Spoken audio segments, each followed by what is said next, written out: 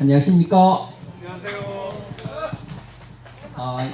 날씨가 굽습니다. 날씨가 구전데 이렇게 와주셔서 감사합니다. 특히 김천은 요즘 많이 바쁘시지요.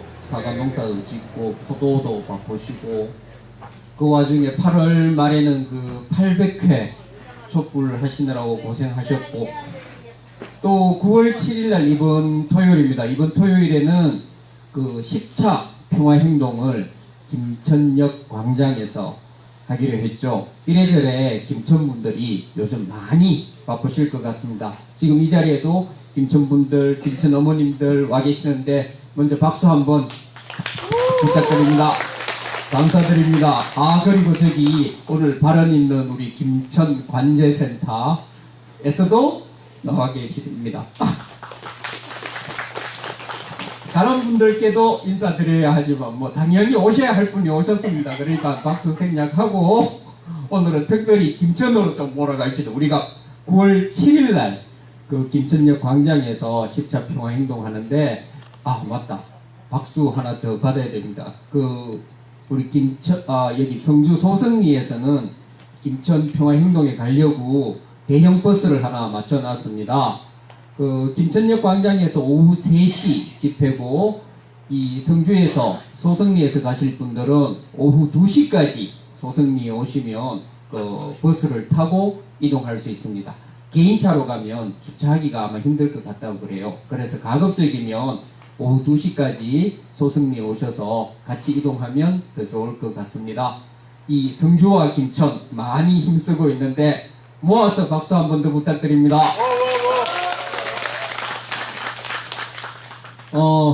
오늘 143차 그 수요 집회입니다. 그러고 보니까 그 지지난 중가에 이 일본군 위안부 집회가 1400회를 넘었다고 그러죠. 우리도 143차까지 오는 동안 많이 힘들었지만 일본군 위안부 집회에 비하면 아직은 뭐 이 정도면 첫걸음이다, 뭐 그렇게 생각합니다. 우리도 뭐 1400회까지 가고 싶은 건 아니나 굳이 해야 된다면 뭐 포기하지 않고 그때까지 갈 자신이 있습니다. 그렇지 않습니까? 그런 결의를 가지고 오늘 143차 촛불 집회를 하겠습니다. 불편하지 않으신 분들은 자리에서 일어나 주시면 감사하겠습니다. 이 나라의 평화와 민주주의를 위해 싸우신 많은 선배 열사들, 그리고 지금도 싸우고 있는 동지들 기리면서 함께 묵상하시겠습니다. 일동 묵상.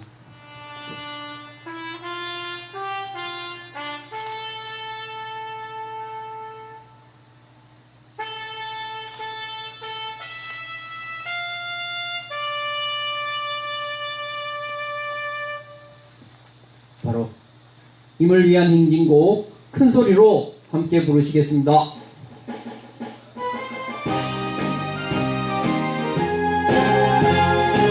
우리 힘으로 평화 심자,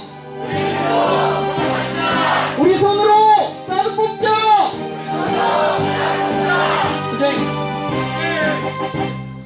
사랑도 명예도 이름도 남김없이 한평생 나가자던 뜨거운 맹세, 공지득한 대로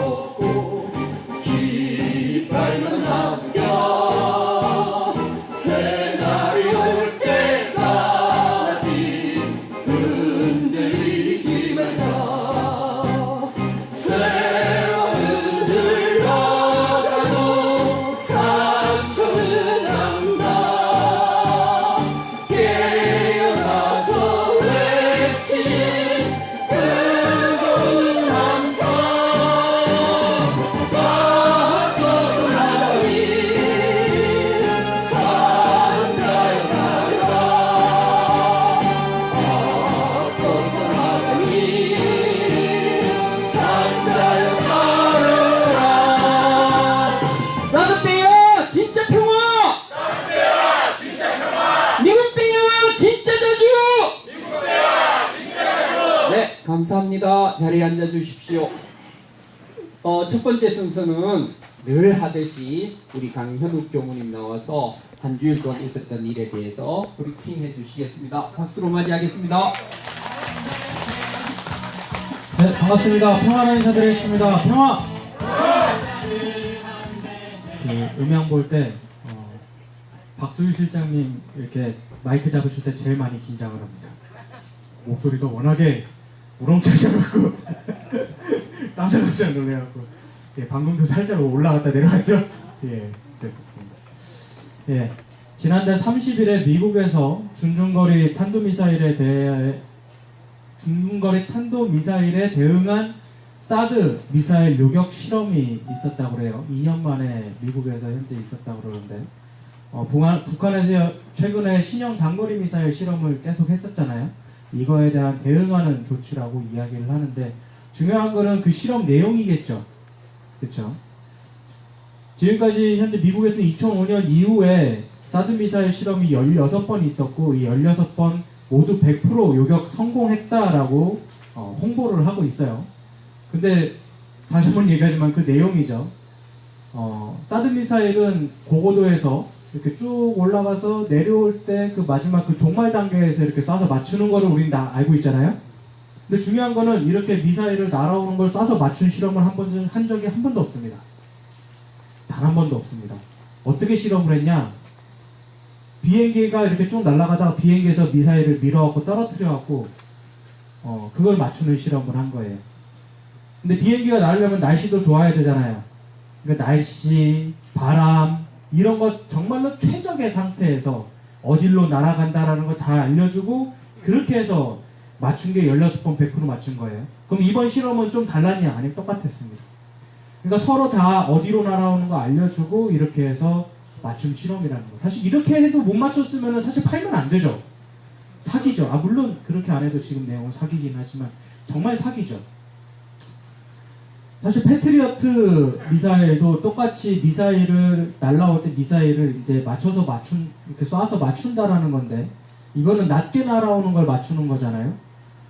근데 실제로 걸프전 때 패트리어트 미사일이 쏴서 맞춘 게 단 한 발도 없었다라는 게 지금 사실로 증명됐잖아요.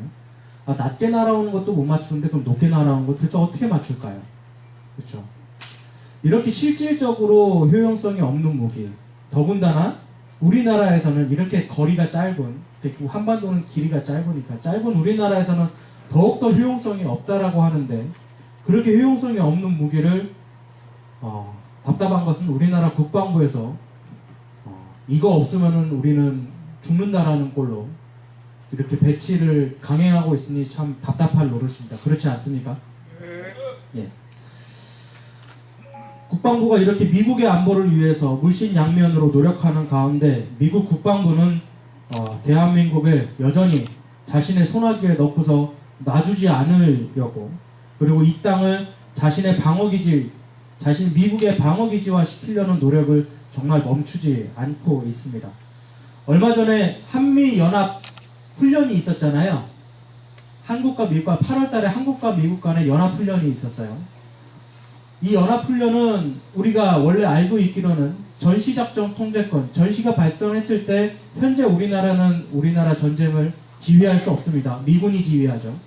그 전시작전 통제권을 미국에서 한국에서 이제 갖고 오는 작업을 하고 있는데 이번 한미연합훈련은 그 갖고 왔을 때를 상정해서 우리나라 한국군 대장이 지휘를 미국군 우리 한미연합사령부를 지휘하는 훈련이 목적이었어요. 근데 이놈들이 미국이 갑자기 기존에 있던 유엔사 이제는 명목만 남은 유엔사를 현재 확장을 하고 예전에 한번 말씀드렸죠. 확장하고 있는데 이 유엔사 사령관이 내가 돼서 우리가 지휘하겠다라고 땡깡을 놓은 겁니다. 그럼 땡깡을 놨으면 한국부에서 안 된다라고 했으면 되는데 결국 땡깡을 받아주고 이번에 원래 우리나라 국방부 대장이 지휘를 해야 되는데 우리나라 국방부 대장을 지휘를 안 했어요.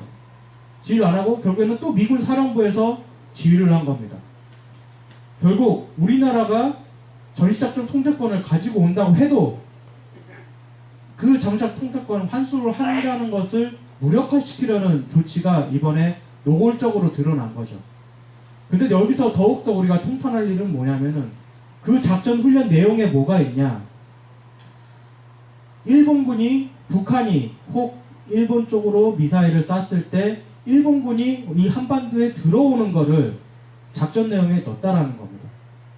우리가 이거에 대해서 일본 우리나라 진출할 수 있는 명분 줬다라고 계속 우리가 주장했지 않습니까? 근데 국방부나 이런 데서는 그럴 일 없다라고 얘기했는데 이번에 작전 훈련 내용에 들어간 거예요. 근데 문제는 뭐냐? 미국이 요청했을 때 일본이 우리나라 들어올 때는 우리나라 허락을 안 받아도 됩니다. 주일 간 맺은 그 법상 그렇게 되어 있어요. 근데 여기서 더해서 뭐냐? 북한은 현재 우리나라 땅이 아니라고 얘기를 하잖아요. 우리는 한반도 땅은 우리나라 땅인데. 근데 일본은 북한은 니네 나라 땅은 아니잖아. 그러니까 우리는 니네 나라 땅 들어가는 거 아니니까 우리 니네 허락 없이 들어갈 수 있어라고 얘기를 하는 겁니다.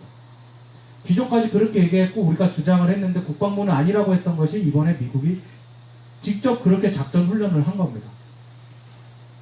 그런데 여기에 더해서 이번에 방위비분담금 협상이 또 있잖아요. 특별 협상이 있는데 이 내용 안에 자기네 미군도 호르무즈에서 훈련하는 그 파병 비용하고 그리고 난중국해에서 훈련하는 훈련 비용까지 더해서 우리 보고 내라고 하는 겁니다. 그렇게 해서 6배가 올라갔어요. 물론 그 예에 얼토당토 없는 내용이 많이 들어가 있는데 가장 웃기는 건 이거죠. 왜 지네가 남의 나라 땅에서 훈련하는 내용을 우리나라에서 돈을 받아가냐고요. 우리나라 땅을 지네 방어기지로 만드는 것을 더해서 이제 돈까지 더 남의 나라 땅에서 훈련하는 돈까지 내라고 하고 있습니다. 그런데 우리나라 국방부는 어떻게 해서든지 저 미국의 사드 기지를 완성시켜주기 위해서 정말 물심양면으로 이것저것을 다 하고 있는 노릇이 우리로서는 통탄할 노릇이 아닐 수 없습니다. 이번 훈련을 통해서 일본이 한국에 무력 진출을 하려고 했던 것이 증명된 셈이고요. 미국이 이를 돕고 있다는 것이 증명된 셈입니다. 결국 이들의 매국행위, 국방부의 매국행위를 막는 것은 우리 현장의 움직임과 그리고 현장의 목소리일 수밖에 없습니다. 지난 4년간 우리가 사드 완전 배치를 막아낸 힘이 그거 아니겠습니까? 맞습니다. 예. 그래서 오는 9월 7일 우리 사회장께서도 얘기하셨는데 9월 7일 3시 김정역 광장에서 열리는 사드 철의 기지공사 중단 10차 범국민 평화행동에 가족과 친지와 친구와 연인과 동지들이 꼭 두 손에 혹은 발까지 잡고서 함께 오셔서 목소리에 함께 모아주시길 바랍니다. 함께 해주실 수 있죠? 네, 이상으로 마치겠습니다.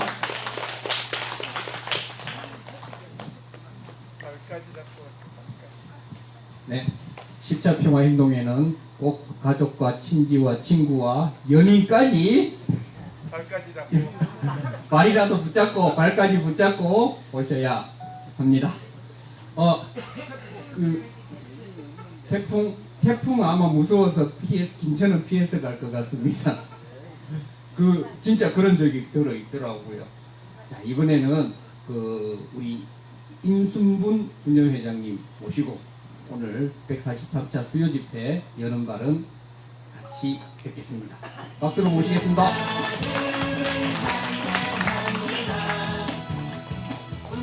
안녕하세요. 안녕하세요. 사회자님 이왕에 김천으로 몰아가면 여름 발언도 김천에서 하시게 하시죠. 네. 저는 여는 발언 사실 부담스러워서 계속 안 한다고 했는데 상황실장이 오늘 회장이 안 한다 하면 다른 분들한테 여는 발언 부탁할 수 없다고 꼭 해야 된다라고 해서 그래서 이 자리에 서긴 섰는데 사실 드릴 말씀은 없고 8월 10일 날 통일선봉대가 저희 마을 방문했을 때 이야기를 잠깐 좀 하려고 합니다. 통일선봉대가 이 마을에 오기 이전에 저희 서울 강화문에서 8월 15일 날 집회가 있다고 민들레 합창단에 공연 요청이 있었는데 우리 주민대책위가 늘 여러 곳에 연대하면서 너무 많은 힘이 들었었고 많이 바빴고 참여 때문에 그래서 주민대책위가 사실상 그날 그 며칠 전 행사에도 참석을 해서 또 가시기가 힘들어서 위원장님만 참석을 해서 발언을 하시기로 이렇게 했었는데 저희한테 공연 요청이 들어오는 바람에 민들레 합창단이 의논을 해서 솔직히 주민대책위를 거치지 않고 저희들이 가겠다라고 답변을 하면서 약간의 혼선은 있었지만 주민대책위가 잘 수용을 해서 8월 15일 행사까지도 저희가 참 이렇게 깔끔하게 마무리를 했었는데 거기 가기 전에 주민대책위하고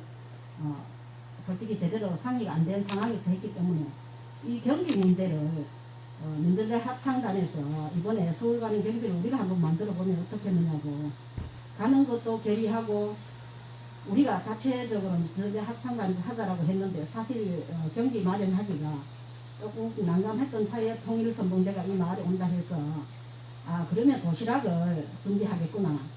그 도시락 값이 6,000원이나 7,000원 하면 우리는 2,000원 사게 해서 주고 5,000원 하면 3,000원을 주고 뭐 이렇게 해서 한번 해보자. 그리고 주민들이 몇 년간 이렇게 살아오면서 조금 지쳐있을 때 이렇게 새로운 분들이 오시면서 조금의 활력소도 되겠구나. 이런 마음에서 처음 운원할 때는 민들레 합창단 8명이 이렇게 운원을 해서 시작을 했었는데 처음에는 한 400명이라고 잡았는데 나중에 식사했던 분이 거의 한 800명이 이렇게 됐었거든요. 이렇게 하면서 8명이 하다가 도중에 4명이 아파서 움직일 수 없는 상황이 와버렸고 4명이 소화하기에는 정말 힘들었던 상황이었는데 그때 처음 우리랑 같이 운원하지 않았던 형님들이 두 분이 중간에서 저희들과 같이 결합해서 이 음식을 하고 그날 행사 치르는 데까지 끝까지 이렇게 도와주셨고 참새방앗간 안 사장님 또 여기는 못 오면서 낮을 이용해서 떡 안 하는 시간을 이용해서 반찬을 만들어서 이쪽으로 공급해주고 이러면서 8월 10일 날 행사는 정말로 우리가 생각했던 것 이상으로 굉장히 성과적으로 이렇게 했었는데 학생들이 그날 저녁 밥을 이렇게 배식을 하면서 보니까 자기들이 먹다 남은 밥을 이렇게 쓰레기 음식 물 찌꺼기통에 버리는데 보니까 물만 끓여가 부으면 즉석 밥이 되는 게 있더라고요. 난 아직 그런 거는 한 번도 안 봤는데 정말로 우리 집에 개도 솔직히 그렇게는 두지 않을 것 같아요. 막 이상한 게 막 들어가 있고 라면 스프 같은 게 들어있고 막 이런 밥을 먹다가 그 한참 혈기왕성한 이 젊은 친구들이 그런 밥 먹으면서 이렇게 통일선봉대 이렇게 전국을 다니면서 연대한다는 거 그리고 가장 힘든 곳을 투쟁하는 사장을 찾아서 함께하고 격려하고 힘주고 마지막에 이렇게 소송일로 와준다는 거 이 얼마나 이 소송의 주민들을 봐서는 고맙고 정말로 감사한 일인지 그런데 그 사람들을 위해서 정말 최소한의 저들 사실 3,000원 받았거든요. 3,000원 받고 처음에는 한 반찬 3가지 하고 국만 끓여주자 했는데 아니다. 이 내 아들 갖고 손자 같은 이런 친구들이 이곳을 찾아와 주는데 고맙잖아. 이렇게 해서 하다 보니까 가지수가 8가지로 늘어나고 그냥 처음 계획했던 대로 했으면 우리가 약간의 조금 경비라도 남았을 텐데 해주다가 보니까 배보다 배꼽이 커서 그냥 와서 식사하는 분들도 계셔서 이분들한테 지금 이 자리를 빌어서 그 여성 바깥으로 내가 수금을 좀 해야 될 것 같아요. 고생하셨습니다. 아니 그래야지 이 경기에 조금 보탬이 될 것 같은데 그래서 사실상 앞으로는 돈이 남았는데 비로 계산해 보면 저희들 전부 다 집에서 농사 지은 거 가지고 나와서 했거든요. 이렇게 따지면 결국 적자인 셈이어도 8월 15일 날 서울 행사까지 정말 말씀 이렇게 하면서 그때 또 서울 가면서 함께 했던 우리 성주의 지킴이들 우리 또 연대자들이 함께 가서 선전지도 돌리고 이렇게 하면서 민들레 합창단은 노래 부르면서 서울 강화문의 수만 명 앞에서 당당하게 사드 철회라 사드 뽑아라 이렇게 외치고 돌아오면서 참 힘들었지만 이렇게 처음 8명이 출발했다가 4명이 쓰러지고 남은 4명이 힘들어서 이걸 어떻게 치를까 했을 때 옆에서 또 처음 같이 운원하지 않았던 이 형님들이 같이 도와줘서 8월 10일 날 말끔 이렇게 우리가 깨끗하게 할 수 있었고 시골 행사까지 할 수 있었던 것은 다 같이 앞에서 끌어주고 뒤에서 밀어주고 옆에서 어깨동무하며 함께 했기 때문에 가능했던 일이 아닐까 하는 그런 생각이 들고 앞으로 이 사드를 뽑으려면 정말 힘들다 지쳤다 포기하고 싶다 해서 이럴 때 소송이 주민들이 힘들어하면 김천에서 당겨주고 또 김천이 힘들어하면 또 우리 소송에서 받쳐주고 연자가들이 함께하고 이러면서 어깨 걸고 사도 뽑는 날까지 함께 했으면 좋겠습니다. 멋지십니다. 감사합니다. 그럼 그 지금 회비는 누가 거두시나요? 지금 기억해 넣으세요. 지금 주십시오. 모자 들고. 마지막에 그런 말씀 하셨습니다. 성주가 지치면 김천이 끌어주고 또 김천이 바쁠 때 성주가 좀 더 열심히 하고 그렇게 하면서 사실은 우리가 지금 3년째 이렇게 버텨오고 있는 겁니다. 그렇죠? 네. 오늘 여기에 귀한 분들께서 오셨습니다. 역시 제주도에서 우리도 제주도 하면 역시 우리 아픈 손가락입니다. 그 이전에 강정마을도 갔다 오고 했었죠. 지금은 또 강정마을 이외에 제2공항, 비자림 이런 것들로 제주도에서는 투쟁을 하고 있습니다. 그 이야기 같이 나누도록 하겠습니다. 우선 멀리 제주도에서 오신 이재훈님 앞으로 모시겠습니다.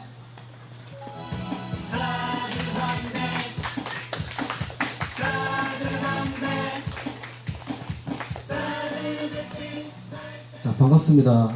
안녕하세요. 네, 안녕하세요. 저는 제주에서 6년 살다가 반년 전에 제주도를 떠났습니다. 제주도에 지금 있는 건 아니고요. 제주도에서 6년 동안 이제 대안학교 교사로 있다가 이제 학교를 그만두고 이제 그런 본격적으로 그런 이제 시민 활동을 했습니다.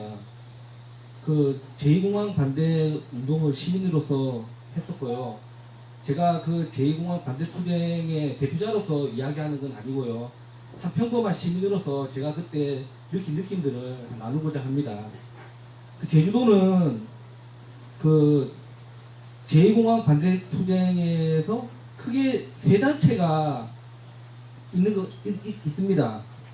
첫 번째는 그 제2공항이 들었으면 이제 떠나게 되실 그 주민들로 구성된 제2공항 성산업 반대대책위원회가 있고 그리고 시민단체 연합으로 구성된 봄도민행동도 있고 그리고 저 같은 평범한 시민들로 구성된 그 시민 모임이 있습니다. 주로 이제 도청 앞 천막촌에서 활동을 하고요. 물론 서로 공동으로 속해 있는 사람도 많습니다. 서로 연결되어 있고요. 저는 그냥 도청 앞에 천막촌에 그 생길 때부터 한 3달 동안 있다가 또 다른 직장 때문에 서울로 올라가게 됐고 지금은 이제 방랑을 하고 있습니다. 방랑을 하고 있고요.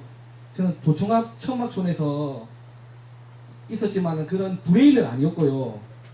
그냥 동원되는 그냥 머릿수 채우는 사람이었습니다. 그냥 계속 있었고요. 네. 근데 제가 그 시민으로서 참여를 하면서 좀 좋았던 추억도 있었지만은 좀 안타까운 점도 있었습니다. 그 누가 봐도 명백히 제2공항이 들었으면 안 되는 상황인데 상식적으로 보았을 때 뭐 여러분들도 아시는 분은 아시겠지만 제주도가 이미 포화 상태에 있습니다. 세계적으로 유명한 관광지 하와이랑 비교해보면 하와이는 제주도보다 면적이 5배 큽니다. 근데 연간 관광객이 800만 명 오거든요. 근데 지금 제주는 하와이보다 5분의 1 정도 되는 면적인데 연간 1,500만 명의 관광객이 지금 오고 있습니다. 이미 포화 상태고 쓰레기 버릴 곳도 없어서 육지에 돈 주고 버리고 있는 이런 상황입니다. 이미 땅값은 전국 최고 수준으로 올라간 이런 상황입니다. 제2공항이 들었으면은 연 4,500만 명의 관광객을 수용하는 범위거든요. 이렇게 진짜 지속 가능한 그런 제주로 생각했을 때 굉장히 아니 되는 상황임에도 불구하고 그 찬반으로 나겠다는 게 좀 약간 유감이었고요. 그리고 그 제2공항 선정하는 그 과정에 있어서도 명백히 그 불합리한 것이 많은 부분인데 그대로 밀고 나가는 게 굉장히 안타깝습니다. 뭐 예를 들면은 그 제2공항에 들어설 예정지로 선정된 송산읍은 그 제주도는 하산섬이잖아요. 그게 용암동굴이 많습니다. 이 용암동굴이 많아서 집안적으로도 안정되지 못하는 상황입니다. 그리고 용암동굴이 하나의 자연유산이기도 하고요. 이런 상황이기도 하고 철새 도해지입니다. 그게 공항에 들었으면은 생태계가 많이 변합니다. 또 그곳은 제2공항에 들어서 성산의 상공은 군 공역이라고 민간 비행기가 다닐 수 없는 지역입니다. 즉 군용 비행기만 갈 수 있는 지역인데 그곳에 제2공항에 생긴다는 것은 이건 공군기지를 의미하는 거거든요. 그러니까 미국 기지입니다. 해군기지가 들어서고 이후에 또 공군기지까지 연계해서 드러나는 것이 다 보이고도 그 불합리한 것이 다 보이고도 잘 도민들이 인식하지 못하거나 혹은 그런 이야기를 들어도 무감각한 게 무딘 게 좀 많이 좀 안타까웠습니다. 그 제주도뿐만 아니라 우리가 좀 지속 가능한 삶을 살아가려면은 좀 더 좀 생태적인 마음과 좀 더 자본주의를 탈피하려는 그런 지속 가능한 마음을 가져야 되는데 지금 이런 자본주의에서 그런 마음을 과연 견지할 수 있는가? 이런 것을 뚫고 감수성을 발휘해서 우리가 사는 곳을 지킬 수 있는가? 그런 생각이 좀 많이 들었습니다. 이 불합리한 상황임에도 불구하고 지금 제주도 현재 공항은 수용 능력이 초과됐다. 안정성을 이유로 계속 밀어붙이고 있는 그런 상황입니다. 여러 가지 불합리한 것들은 지금 어필이 되지 않는 그런 상황이고요. 좀 더 우리 문화와 좀 교육 이런 것들이 바뀌어서 좀 더 그런 감수성을 가질 수 있는 도민들이 되었으면 하는 그런 안타까움을 좀 머금고 좀 왔습니다. 그리고 제가 이 성산에 성주의 소송리에 왔을 때 참 좋았던 것은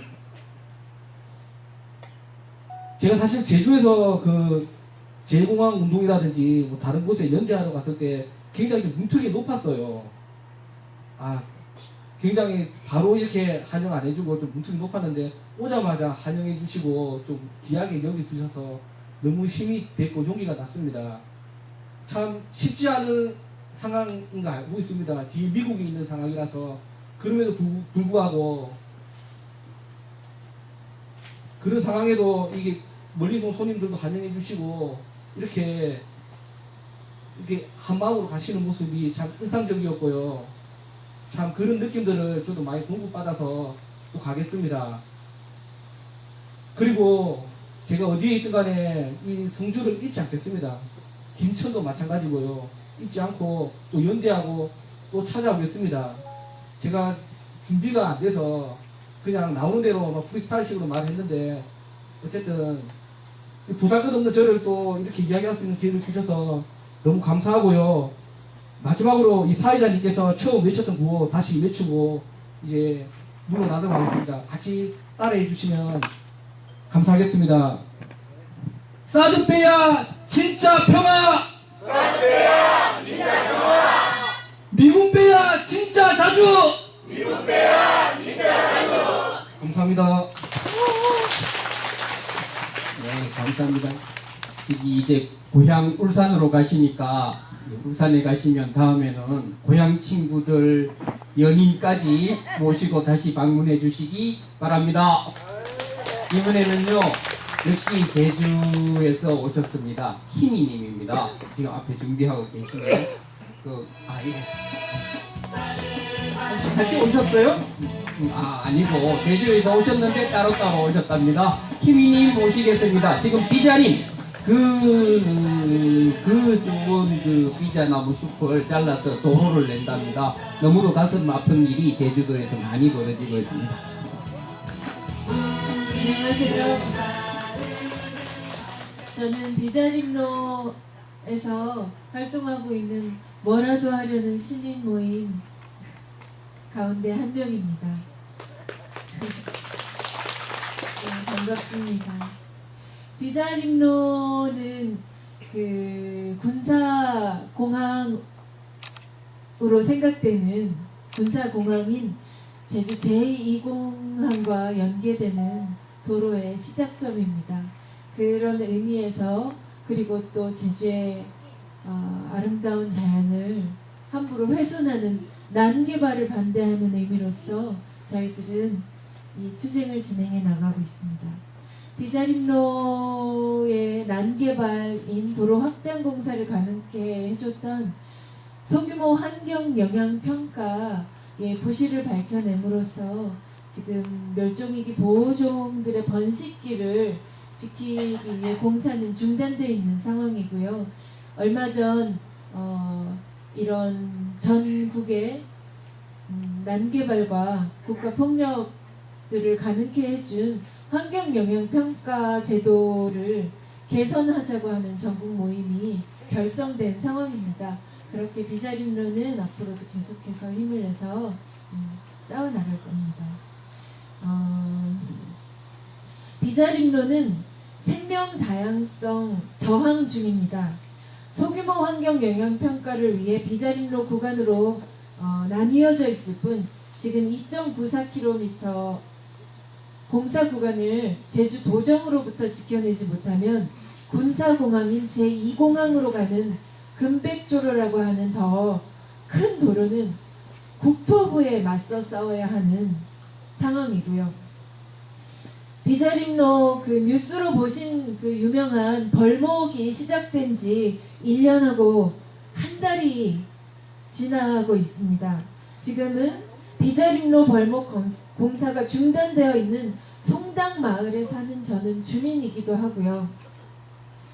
1년여 가까운 시간 동안 우리 마을의 난개발로부터 가장 지혜로운 개발은 보존이구나 느끼게 된 이야기를 말씀드리려고 이 자리에 서게 됐습니다. 처음엔 나무가 베어지는 것이 슬펐고 베지 말라고 나무를 안고 있다 보니 이 숲에 사는 장님거미가 팔등에 올라왔습니다. 그렇게 나무에 기대어 살아가는 생명의 연결고리를 베어나가기 시작했고 나무와 나무가 뿌리로 이어져 있고 이끼와 곤충과 새와 바람과 계곡이 다시 우리 사람과 함께 살아가고 있었음을 배우며 비자림로 공사가 강행되고 있는 이 숲이 없이는 사람 역시 살 수 없구나 두 가지 의미에서 배우게 되었습니다. 첫째는 자연으로서의 인간은 생명의 연결고리 안에서 독단적으로 생존할 수 없구나 하는 것입니다. 결국 물고기가 살 수 없고 새 하나를 숨겨줄 수 없는 숲에서는 사람도 살 수 없었습니다. 저 예쁜 생물들이 멸종하는 것이 안타깝다가 아니라 우리 사람도 이 마을의 주민도 똑같이 위험한 환경 앞에 놓여 있구나, 자멸하려 들고 있구나 하는 것을 모니터링 활동을 하면서 배우게 됐습니다. 사람답게 살 권리인 생명권과 생존권은 이 숲의 생명들과 평등해야 하고 공존하지 못한다면 우리 역시 사람답게 살 수 없겠다 공감했습니다.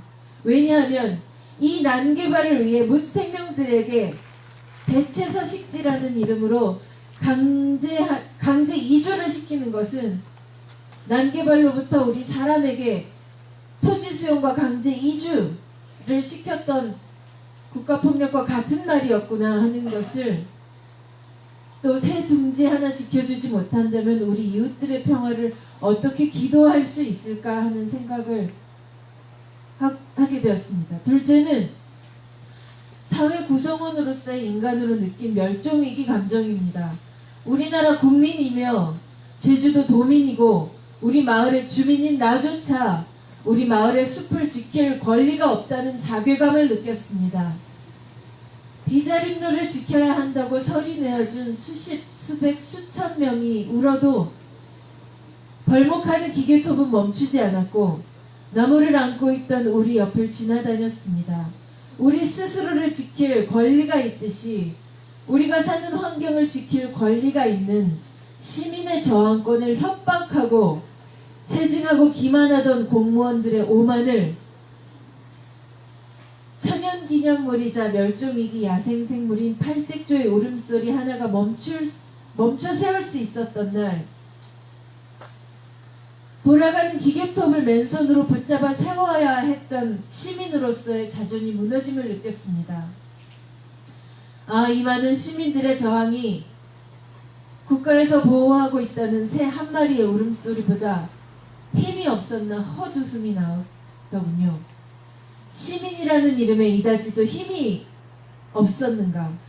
강정에서 매일 의자째로 들려나가던 신부님이 수시비를 굶던 언니들이 쇠줄을 목에 엮어 경찰을 막아야 했던 마을 사람들이 참 가슴 아프면서도 자랑스러웠었는데 처음으로 가엾다고 느껴졌습니다. 민주주의 국가에서 이렇게 가여운 시민들이 되어야 하다니. 국가가 정작 비자림로, 강정, 소성리, 밀양, 영주댐 가장 소중한 이름들을 지켜주지 못하고 있구나 하는 생각을 하게 됐습니다. 눈앞에 나무처럼 시민들의 권리가 베어져 나가도 절망할 여유 하나 없이 계속해서 투쟁을 해나갈 수 있었던 것은 지키고 싶은 게 아직 너무나 많이 남아있고 그저 할 수 있는 일이 있다는 것에 감사했기 때문입니다. 이렇게 성장해 나가며 이 시대가 밝혀야 할 정신이구나. 지금 우리가 하고 있는 일들이 환경운동이 나를 찾아가는 성찰이고 인권운동이고 평화운동이구나 하는 것을 절감했습니다. 저는 팔색조라고 하는 천연기념물 보호종이 번식기를 보내는 동안 공사가 멈춰져 있는데 이 기간 동안 전국의 환경문제 발생지이자 환경운동 발상지인 곳들을 순례하듯이 여행하고 있습니다. 곳곳마다에서 비자림로 숲을 비춰보며 아, 여기도 그런가요? 전국 곳곳에서 같이 울고 또 우는 동안 이 길에서 분명해진 것이 하나 있습니다. 도무지 막강하고 거대하게만 보이던 권력과 자본의 융합 괴물은 금수강산 삼천리의 똑같은 구조로 아주 단순하게 생겨먹었다는 사실입니다. 견고하고 거대한 듯 보이지만 그들은 너무 오랫동안 쉽게 군림해왔기 때문에 우리 시민처럼 쉽게 변화하고 혁명하지 못하여 그렇게 단순한 구조와 체계를 지니게 되었습니다. 그러므로 쉽게 이 시대가 다가왔음으로 인해 우리는 이 시대를 변화해 나갈 수 있을 거라는 믿음이 생기게 됐습니다. 여기 모이신 소성리 주민들과 우리 비자림로 그리고 많은 우리 국민들은 이름만 다른 같은 이야기를 겪어나가고 있다고 생각합니다. 우리 모두가 소성리 주민들이 비자림로의 당사자이고 비자림로 주민들이 소성리 문제의 당사자라고 생각합니다. 그렇다면 우리 시민, 국민이라고 하는 힘은 얼마나 참 크고 강력한가 하는 것들을 확인해 나가고 있는 여행을 하고 있습니다. 저 아니한 공무원들, 국가는 스스로를 살리려고 하는 절실한 시민 한 사람도 이기지 못할 것입니다. 저 자본은 서로 사랑하며 연대하는 우리들보다 가난합니다.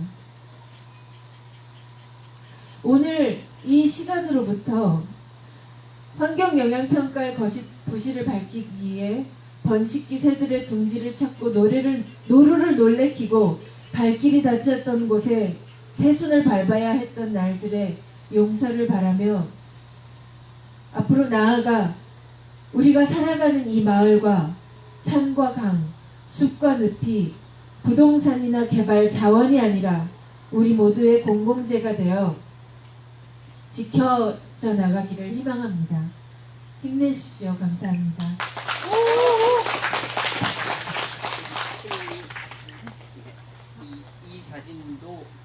이 사진도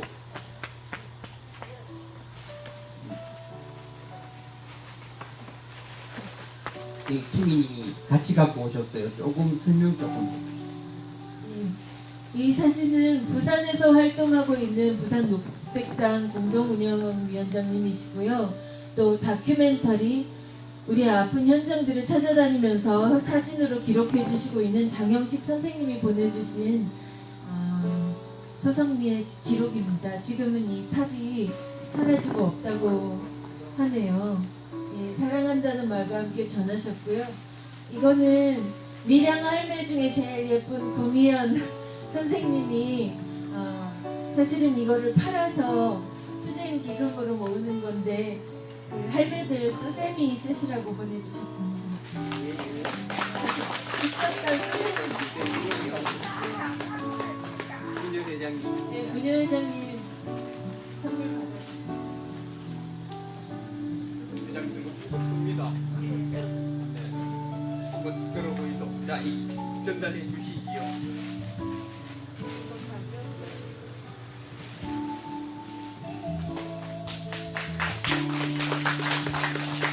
감사합니다.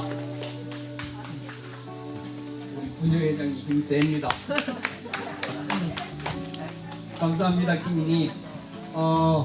우리가 늘 투쟁하면서 구호를 하다 보니까 목소리가 높아지는데 오늘 김인희님이 좀 그 시적인 감수성 이런 걸로 성찰하는 말씀을 해주셔서 촉촉한 날씨에 참 잘 어울리는 것 같습니다. 그러면서 저는 뒤에서 듣고 있으면서 참 조국이 문제네 이런 생각이 들었어요. 그 우리가 저기 기지 앞에 평화행동을 아침마다 하거든요.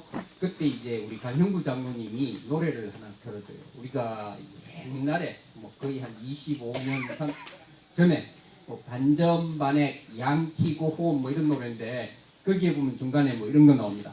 사랑하는 조국을 위해 이 목숨 다 바쳐 뭐 이런 구절이 나오거든요. 그 구절 할 때 저는 참 따라하기가 거시기해요. 사실은 제가 애국심이 없는 게 아니고 지금 이 조국 때문에 우리 주민들이 이래 몰려가지고 이 조국은 그 청문회 이야기는 그 조국이 아니고 우리가 사는 그 조국 때문에 주민들이 이래 몰려가지고 지금 143차 수요 집회를 하면서 요새 저 억수로 바쁘거든요. 이번 그 주말까지 해서 딸기 이제 모종 심어야 되는데 그런데도 아침에 이제 태국 아줌마 일 시켜놓고 평화행동 나오고 이래요. 내 나오고 나면 태국 아줌마는 무슨 일 해야 될지 몰라가지고 놀고 있어요. 그러니까 저는 요즘 평화행동 가면 늘 하는 구호가 그겁니다. 마음 편히 일 좀 하자. 사드 당장 빼라 뭐 이렇게. 그 심정 아시죠? 그렇게 지금 살고 있습니다. 그죠? 그런데 하여튼 그 사랑하는 조국을 위해 이 목숨 다 바쳐 싸울 가치가 있는 조국인가 이게 이런 생각이 늘 들긴 합니다. 저는 정말 우리가 지켜야 할 그런 조국, 그런 조국을 만들기 위해서 지금 투쟁하고 있다고 생각합니다. 자, 잠시 오늘은 우리 세계적인 가수 정진석 가수가 안 왔습니다. 대신에 우리 강형구 장로님의 아주 감성적인 하모니카 연주를 마련했습니다. 강형구 장로님 앞으로 모시겠습니다. 와. 사무치가 손을 들 때까지 앵콜. 선생님이 없어질 때까지 진정한 평화가 올 때까지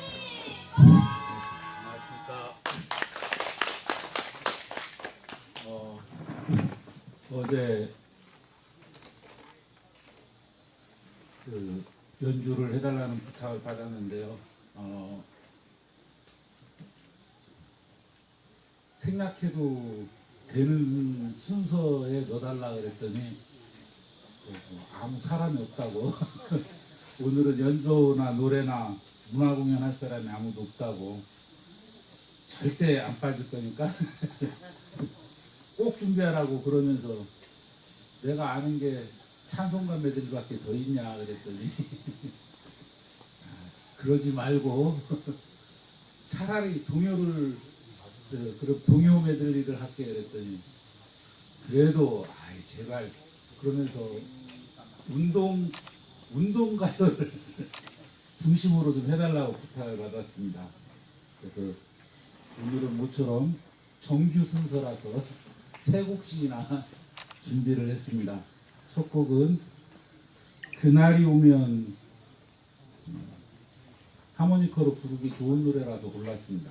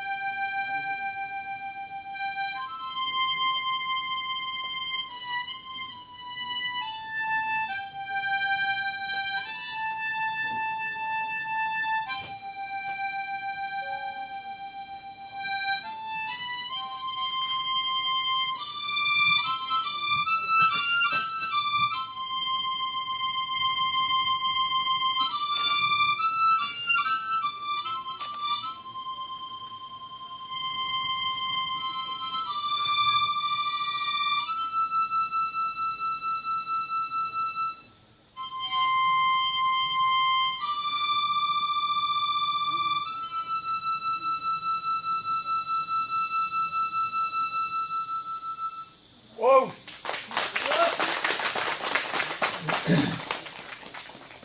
다음 노래는 남누리 북누리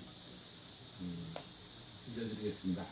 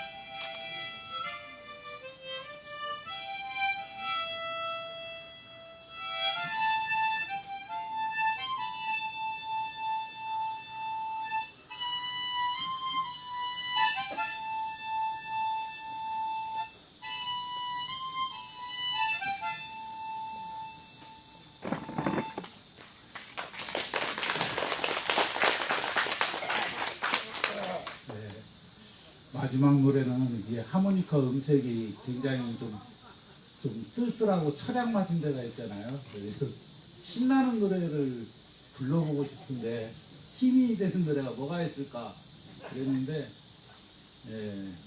고르다가 돌아가리라라는 노래가 있습니다. 오내기 전에 돌아가리라, 방세 때 오기 전 돌아가리라, 이런 노래가 있는데 그 노래를 들려드리겠습니다. 이게 1절, 2절 다 하면은 조금 긴데 잘해야 될지 1절만 하고 끝내야 될지 모르겠습니다. 신나면 2절까지 하고 좀 처량할 것 같으면 1절로 끝내겠습니다.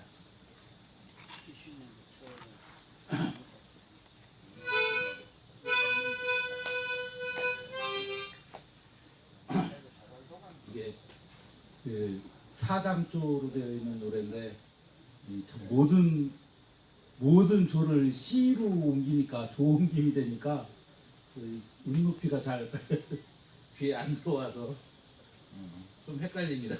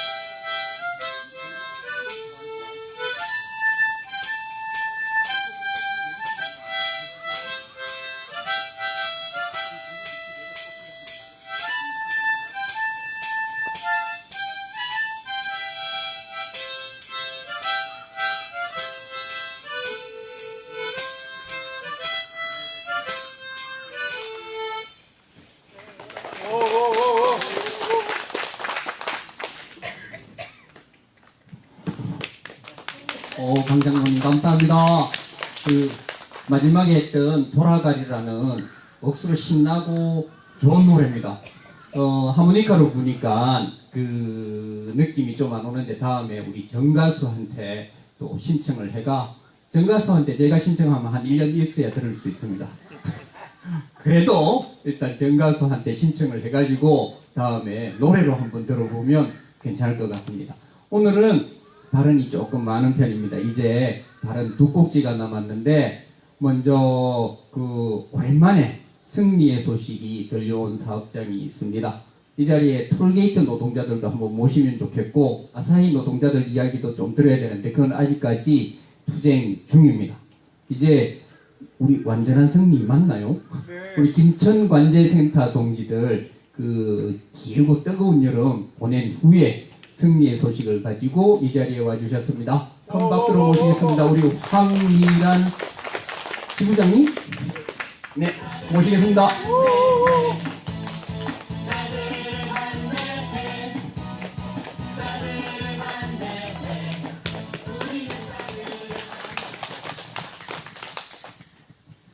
발음이 적응이 안 돼서 아직.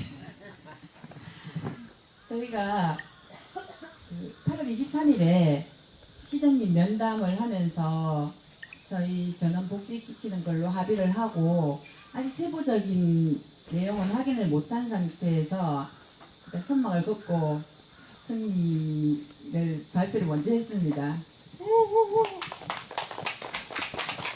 제가 오늘 승리 보고대회처럼 말씀해 달라고 하시는데 잘 몰라서 그냥 제가 여기 투쟁에 연대하면서 느꼈던 거를 말씀드리고 싶습니다. 그렇게 해도 되죠? 네. 저는 50평생을 나밖에 모르고 살았습니다. 내 가족, 내 아들, 내 딸, 내 남편, 내 엄마 이렇게 살다가 갑작스럽게 작년에 노동조합을 만들고 제가 잘리게 생겼으니까 노동조합 전화를 한 거예요. 저희 좀 살려달라고. 그렇게 만난 동지들이 맨 처음 저한테 가르쳐준 게 함께 우리였습니다. 그리고 이 소성리 집회, 김천역 사드 집회 주변에서 하는 거니까 한번 가보라고 해서 진짜 별 목적 없이 갔었습니다. 제 싸움이 너무 힘들어서 다른 싸움 돌아볼 겨를이 없었거든요. 나는 힘들어 죽겠는데 우리 동지들도 힘들어 죽겠다. 늘 힘들다 하시는 거예요. 그래서 투쟁을 중간에 접을까도 생각을 했어요. 왜냐하면 시청에서 너무 많이 우리를 괴롭혔고 저희 조합원이 시청의 그 괴롭힘에 못 이겨서 노동조합 탈퇴하는 것이 아니라 사표를 썼거든요. 이 투쟁을 계속 하다 보면 내가 주변의 사람들을 다 잃겠다 싶어서 그만둘까 했을 때 그 사표를 쓴 언니가 지금 여기서 가만두면 자기가 더 억울할 것 같다고 끝까지 싸워서 시청을 한번 눌러줬으면 자기는 사표 쓴 거 후회하지 않겠다고 그 말을 해서 계속 멈추지 않고 투쟁을 했습니다. 근데 저희는 사실 어머님들 앞에 오면 부끄러운 게 저희는 저의 복직을 위해서 내 생활을 위해서 투쟁을 하는데 어머님들은 지금 이 나라를 위해서 우리 국민들 자주를 위해서 싸우고 계시잖아요. 근데도 늘 와서 보면 밝은 표정, 한 번도 힘들어 하시는 표정들이 안 보이시는 거예요. 그래서 이 투쟁에 오면 늘 힘받고 가고 또 돌아가서 제가 싸우다 힘들 때 이 연세 많으신 분들도 지치지 않고 계속 싸우는데 내가 힘들다 하면 안 되겠다. 그런 마음을 많이 얻어갔습니다. 감사합니다. 저희가 계속 싸울 수 있는 투쟁의 원동력이 되어주신 분들이 여러분들이십니다. 그리고 제가 마지막으로 하고 싶은 말은 우리가 싸움을 하다 보면 패배했을 때 지는 것이 아니라 포기했을 때 지는 것이라는 말이 있습니다. 어머님들 처음에 싸러 들어갈 때 영상으로 봤지만 그 거물망 같은 거 막 목에 두르고 진짜 온몸으로 막으셨잖아요. 그때 공권력이 들어와서 어머님들 덜어내고 밀어내고 할 때 무서웠을 수도 있고 내가 이걸 계속 할 수 있을까 하는 두려움도 있었을 거예요. 근데 어머님들 또 주민 여러분들 아직 포기를 하지 않았잖아요. 4년째 지금 이렇게 계속 하고 있다는 것은 여기 계신 분들의 이 투쟁의 승리라고 저는 생각합니다. 그렇습니다. 싸도 뽑아낼 때까지 최선을 다해서 연대하겠습니다. 감사합니다. 네, 감사합니다. 이제 마지막 꼭지 발언 남기고 있습니다. 그 연대 오신 분들 흔히 그런 이야기 하십니다. 연로하신 우리 어머니들이 이렇게 싸우고 하시는데 저는 다르게 생각해요. 연로하시기 때문에 산전, 수전, 공중전 다 겪어서 무서울 게 한 개도 없어요. 하여튼 조국 대통령 전혀 무섭지 않습니다. 까이거 한판 붙어보지 이렇게 아주 즐겁고 당당한 그런 기분으로 이 자리에 늘 나오시는 거죠. 그래서 저는 그 어머니들 앞장 세우고 젊은 놈이 뒤에 비겁하게 뒤에 있다 하고 뭐 그러기도 하는데 저는 그게 부끄럽지 않습니다. 어머님들이 내보다 잘 싸우는데 당연히 어머님들이 앞에 서시고 젊은 저는 해야 될 일도 많고 하니까 뒤에 좀 서고 그래도 괜찮죠? 네. 그렇게 해서 어머님들 싸우다 좀 지치시면 그때 이제 이진 나가면 됩니다. 그런 마음으로 늘 싸우고 있습니다. 자, 우리 아까 이야기하셨죠? 그 패배해서 지는 게 아니고 포기해서 지는 거다. 뭐 그런 거 아닙니까? 이건 우리 상황실장이 자주 쓰는 구호인데 저도 한번 하겠습니다.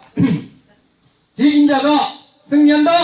주인자가 승리한다. 끝까지 싸운다. 끝까지 싸운다. 예, 이번에는 부천 평통사에서 오신 우리 정용진 사무국장님 자주 뵙는 분이죠. 오늘 마무리 발언입니다.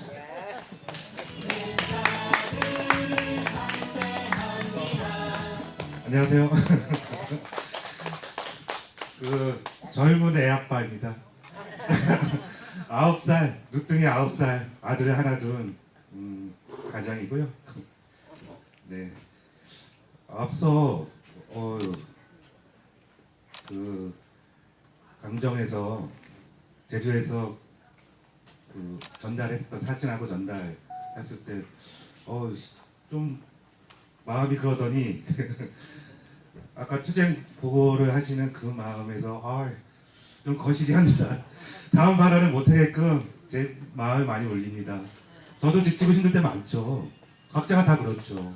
그것이 경제적인 일이든 자식에 대한 일이든 더 나아가서는 이 나라에 대한 민주주의든 평화든 통일이든 자주든 그 어느 하나 제 성에 타지 않으면 그리고 그것을 무기력하게만 보고 있어야만 되는 그런 심정 속에서는 많이 힘들고 어떻게 할지 모르는 뭐 그런 경우들이 다 있을 것입니다.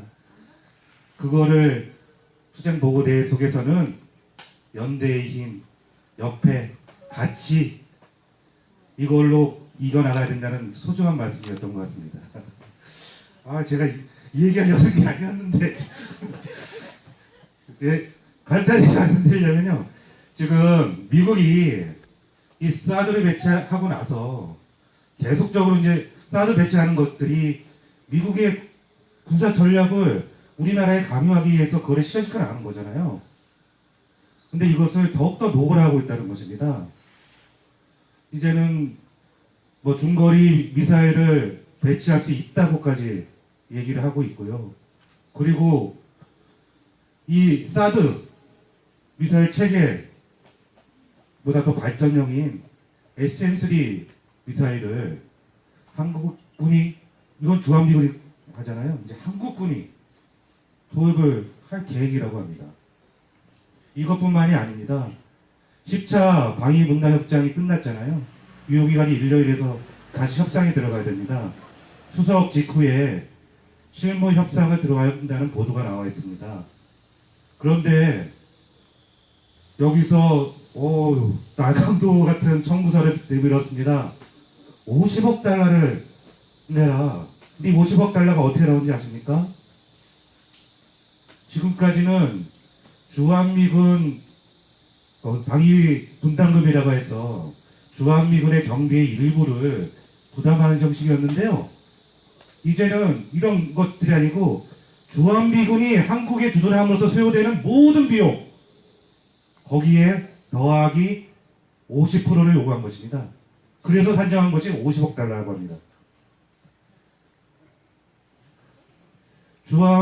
방위분담 특별협정의 정돈하고 1조에는 비인적 주둔비의 일부를 한국군이 부담되기로 되어 있습니다.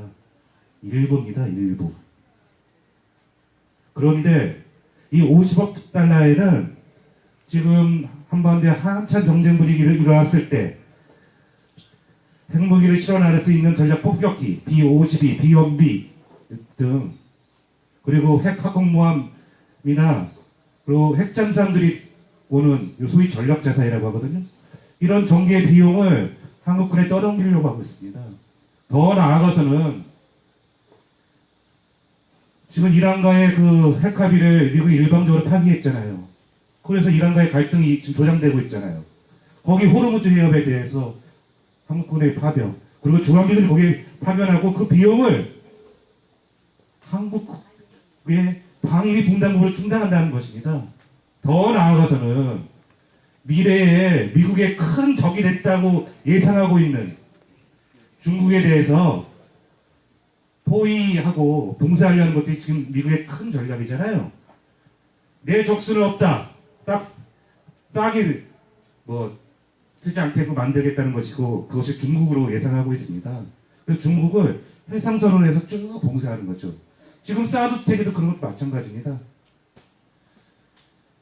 거기 남중국해에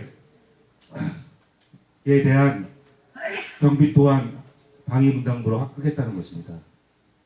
이는 다른 말로 해서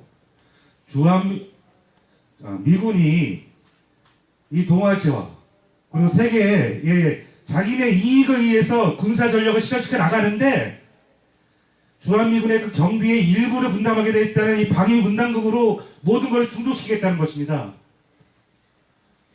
그리고 그 협상을 추석 직후에 진행한다는 것이죠. 그래서 이 미국의 이런 노골적인 이런 것들 좀 주의 깊게 좀 봐야 될 것 같습니다.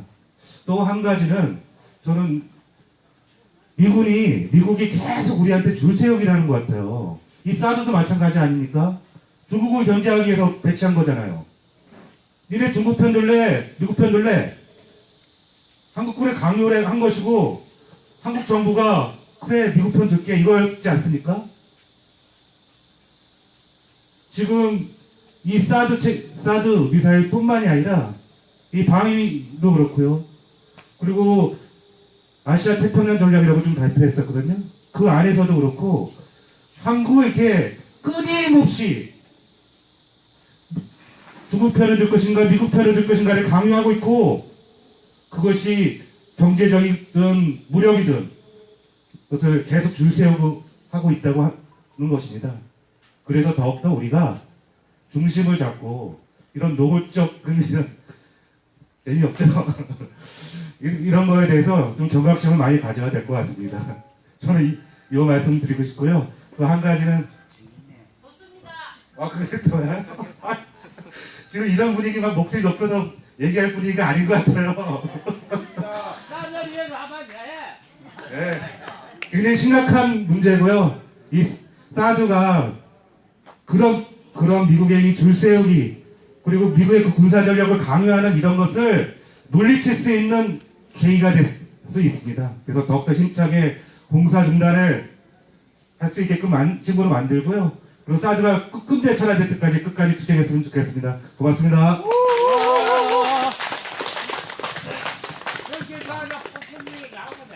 예, 우리 정용진 사무국장님 발언을 좀 더 앞으로 배치했었어야 하는데 사회자의 좀 실수였습니다. 그리고 말씀 들으면서 마지막에 사드 이야기를 하셨는데 그런 것 같아요. 그 정용진 국장님 이야기를 제 말로 옮겨서 드리면 미국이 자꾸 우리 한국을 줄 세우기를 시키려고 그래요. 중국 편들래 미국 편들래. 그 과정에서 우리가 바늘이나 송곳을 보면 끝이 뾰족해서 싹 밀고 들어가잖아요. 뭉툭하면 못 들어가고, 저는 우리 여기에 있는 이 사드가 바로 그 송곳의 끝이라고 생각을 합니다. 그래서 우리가 여기에서 이 굳건히 싸우면서 이 사드를 끝내 몰아내면 그것이 결국은 주한미군을 몰아내고 진짜 자주로 가는 그 첫 번째 송곳의 끝이 되지 않겠나, 그런 생각입니다. 맞습니다. 괜찮겠습니까? 이제 공지사항이 한 3가지 있습니다. 말씀드리고 오늘 143차 수요 집회를 마치겠습니다. 첫 번째는 오늘 수요일이니까 저녁 8시에 김천 촛불 있습니다. 다 알고 계시죠? 네, 많이 참석해 주시기 바랍니다. 그리고 두 번째는 다음 주 9월 11일은 추석 연휴 바로 앞날이에요. 그래서 수요 집회를 하기가 다들 마음도 바쁘고 할 것 같아서 오늘 평화회의에서 다음 주 수요 집회는 안 하는 걸로 하자 이렇게 결정을 했다고 합니다. 좀 안도의 한숨을 쉬는 분도 계시고 아쉬워하시는 분도 계시는 것 같습니다만은 어쨌든 평화회의에서 그렇게 결정을 해서 다음 주 수요 집회는 없습니다. 그리고 마지막으로 이 수요 집회 마치고 바로 기지 앞 평화행동을 가도록 하겠습니다. 준비해 주시기 바랍니다. 오늘 143차 수요 집회 모두 마치겠습니다. 감사합니다.